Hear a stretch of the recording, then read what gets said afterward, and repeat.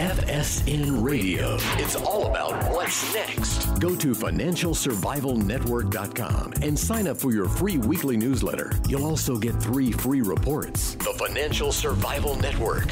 It's all about what's next.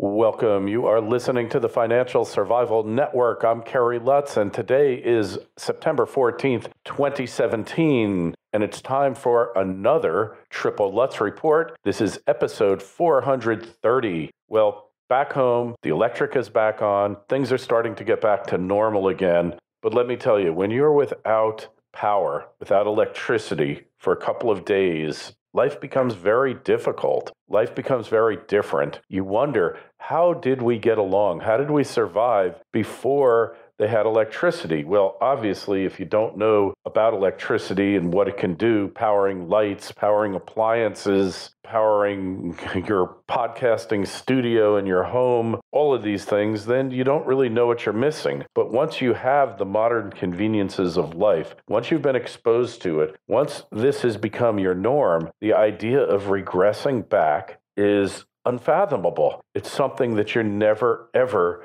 want to encounter. But the interesting thing is that people are really amazing in their capacity to join together, band together to help each other. People who ordinarily wouldn't come together in a non-disaster, non-emergency situation, who might not even like each other, like the groups that you belong to, and like the lifestyle that you might lead, all of that becomes irrelevant. Now, I have to tell you, in Houston, when they had the flood and all of these rednecks converged and they rescued people, black, white, green, pink, whatever, didn't surprise me because that's the way Texans are. And those people in that part of the country, much more self-sufficient, they're much more empowered physically than your snowflakes in the cities, like in New York, like in Miami. I really expected Florida to go native. We saw it during Hurricane Andrew. There was massive looting here. I expected Florida, or parts of it like Miami and the cities here, to follow the New Orleans example, to go native. And yet, with very few exceptions, it didn't happen. Yeah, there were some opportunistic thieves broke in and rescued Air Jordans, as Mark Dice said, from certain drowning and such. I mean, there were definitely people who were taken advantage. But for the most part, the experience has been that people have come together. Unfortunately, in these situations, it just doesn't last. And that's really a shame because in the future, in the long run, I believe that we are going to come together in ways that we never dreamed possible. And not because we love each other, because we want to form a better world. It will be of necessity, just the way it was in Houston. And you know, maybe I'm being a little flaky, new agey, and I've been guilty of that in the past. But in the final analysis, I do believe that we all are connected in one way or another, connected to source, connected to a power greater than we believe exists in the universe. I'm not getting religious here. Oh, by the way, because I know I'm getting religious and spiritual. You're going to want to write me emails and berate me or agree with me and praise me. Email address is kl@kerrylutz.com,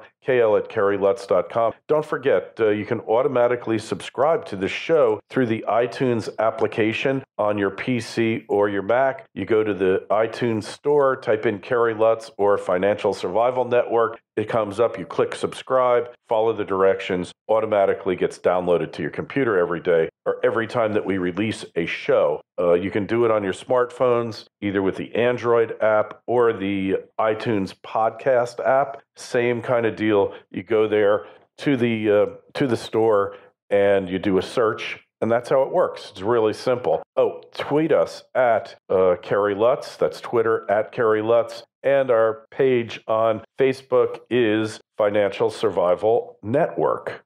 So getting back to what we were talking about, people will come together. It's going to happen here. Whether Trump will be the agent of unity in America remains to be seen. But I do believe that now that we're getting past the nonsense of Russiagate and all that stuff that was just garbage fabrication, the barriers to the parties and the politicization, the partisanship is going to diminish because the country faces some very trying problems. And even if our agents there, our congressmen, our senators, even if they don't want to do something, they cannot be seen, they cannot be perceived as being obstructionist and as doing nothing, because that will be a sure way for them to lose their elected offices and all of the benefits that go along with it. So this coming together is a natural thing. When you drive people apart, they could either keep going apart indefinitely and never join together, or there's a reaction that sets in and people come back together again. Kind of like when you get in an argument with your spouse and you are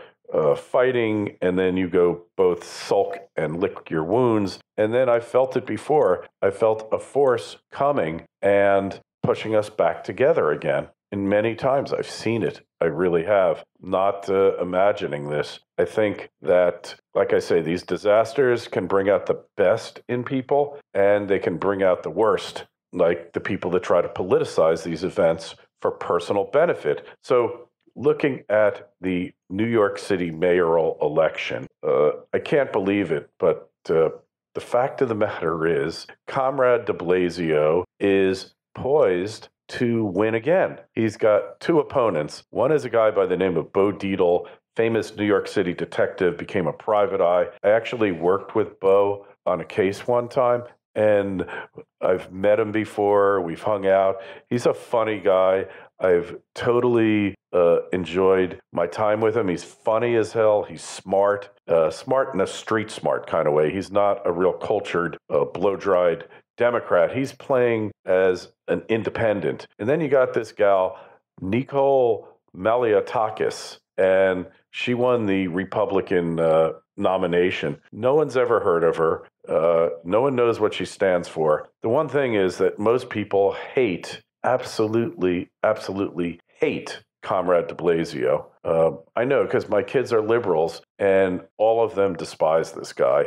And now with the Monument Commission, like, let's get rid of any objectionable statue that makes somebody upset. Let's, all of these crazy initiatives, the cigarette tax initiative, the way he's given away New York City to the unions yet again, all of these things make him a repugnant creature. And he's a communist by admission. He honeymooned in Havana, and the guy is just no good. I mean, if you New Yorkers reelect him, then you deserve whatever you get, because he's an incompetent, supposedly a chronic pot smoker. He is lazy. He is stupid. He's more self-unaware than even Hillary Clinton, and that takes a lot. I mean, the guy is just a wreck. And hey, New York, you're going to have your chance to get rid of him. If you keep him, then you totally deserve what you get. I think it was kind of like when Dinkins was mayor. I moved out of Manhattan, and I think that a lot of you will be moving out if Comrade DiBlasio wins the second term, which he seems destined to do. By the way, Kaspersky Software. I've known about this company for years. They always had the best security algorithms. Now the U.S. has said that Kaspersky is an agency of the Russian, Freudian slip, Russian government. And basically, they say get rid of Kaspersky's security software. They're just tapping into your computer. And what a brilliant way. Sell security software that gets rid of viruses, but hooks you in to Putin. Maybe your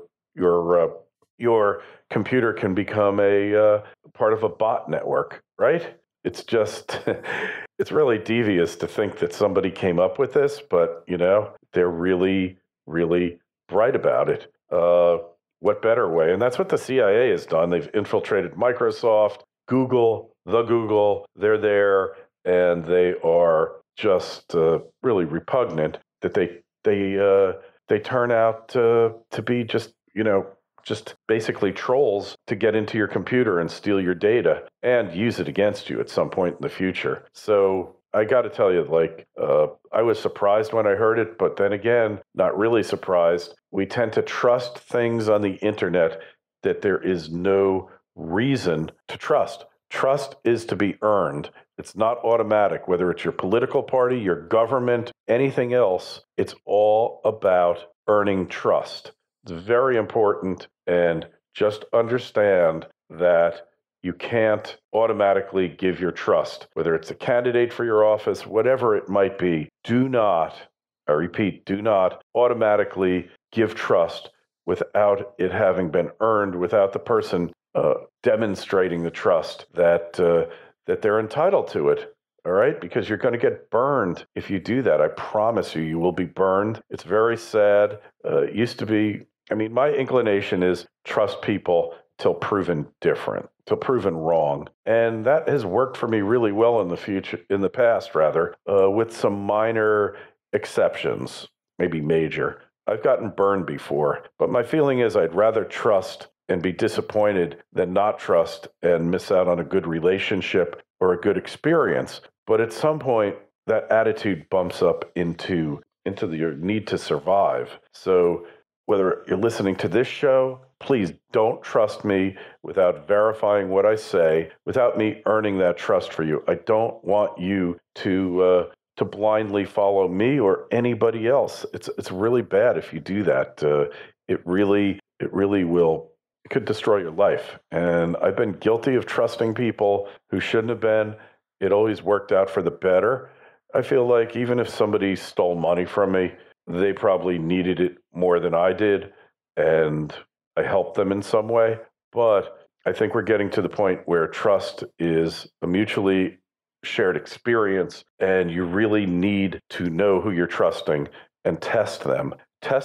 And look, I had a really good memory for conversations that I have with people, and I will automatically pick up inconsistencies in stories, when they repeat the same story over again and a key detail is different. And I really believe that you need to be able to do that in order to really protect yourself. It's a sad state of affairs. But on the other hand, I haven't gone totally to the dark side where I don't trust anyone and consider them out to take me until proven otherwise. I'll give them the benefit of the doubt, but watch very, very closely. It's so important. I can't emphasize it enough. Anyway, I'm digressing, but I think it's an important point. Let's take a look at where the markets are at today. I think that's equally as important. It's probably why you're listening to me in the first place, right? Markets, when they're allowed to function, are the ultimate truth tellers. If there was no deposit insurance and banks had to fare for their own like they used to, man, with the second there was a whiff of uncertainty about that bank, the depositors would effectively shut it down. And that's what I mean. No blind trust. Just because a bank is supposedly federally insured, do not assume that you're going to get your money back when it all hits the fan. So far, so good, but it might not turn out that way. So right now, gold is still at right around the 1325 range. I'm talking to you on September 14th at 11. Silver down 1768, but the pullback was expected. But the pullback isn't that strong considering the negative commitment of traders report, or COT. So we're going to see some interesting things in this market. It's going to have major gyrations. You are going to be shocked at what bullion does in the next year. And go back and listen to my Eric Hadik review. I can't emphasize that enough. Eric is an amazing forecaster, personal friend. He's become a good friend over the years. And his forecasts are just so uncannily correct. I can't even believe it. You probably want to know what Bitcoin is doing. Bitcoin, it's lost a little bit of its value, shall we say. It's trading at 3574, down from 5,000. So if I do my math correct, it's down 30% from its recent high. Just look at it this way. It's like the stock market on steroids. The stock market goes up, the stock market goes down. Usually does this over a stretch of time. But Bitcoin, its bear markets and its bull markets happen in the blink of an eye. It's so volatile. Eventually, I believe it's going to be crashed, but cryptocurrencies are the future of currencies. I think they're going to have to be government issued eventually, whether you like it or not, but you can expect this to happen. Just telling you. Anyways, questions, comments, kl@kerrylutz.com. That is the email address. Tweet us at Kerry Lutz. The Facebook page is Financial Survival Network. Been getting just so much action on Twitter lately. I can't even believe it. But hey, stay tuned. There's lots more coming. Got Danielle Park coming up today. We'll have Peter Schiff on. We were going to have him on earlier in the week, but the storm interrupted those plans. Best laid plans of mice and men. Do something nice for somebody who you don't know. By the way, one time recently, I see this rather large woman in New York City picking up a big suitcase trying to walk up the subway stairs. And I just walked over to her. I was actually passing by. I just walked down the stairs. I said, "Would you mind if I helped you carry this up the stairs?" And she was sweating. She looked in bad shape. And she said, "Oh, would you do that?" I said, "Of course I would. Let me take it." And it wasn't even that heavy, the bag, but whatever it was, I would have carried it up. I carried it up to the top and told her to have a nice day. And the look of gratitude on her face, that's what makes life worth living. Not financial, material gain. It's all well and good. I'd rather be rich than poor. Who wouldn't? But when you can do something nice, one of these so-called random acts of kindness, a guy once called them RAKs, R-A-Ks, and he was trying to, it was a spoof on that book, Random Acts of Kindness, but they really add to your life. Just, you see somebody carrying a bunch of bags out of the supermarket, help them. Why not? These little things are what lead to a civilized society, and they build the connection between people, they make you happy, and they make the person you're helping happy. So, like to see, and just write me about your random acts of kindness. I know it's not the subject of the show. I'm not changing this into some spiritual woo-woo show at all. I just want you to do things that are going to make you happy and more content with your life. There's a lot more to it than just making the buck, gold and silver. Although, like I say, it's nice to have those things, and I would encourage you to acquire them, but don't let yourself be myopic and have tunnel vision. There's so much more to it than that. Anyway, this has been another Triple Lutz Report. Kerry Lutz, signing off. FSN Radio. It's all about what's next. Go to financialsurvivalnetwork.com and sign up for your free weekly newsletter. You'll also get 3 free reports. The Financial Survival Network. It's all about what's next.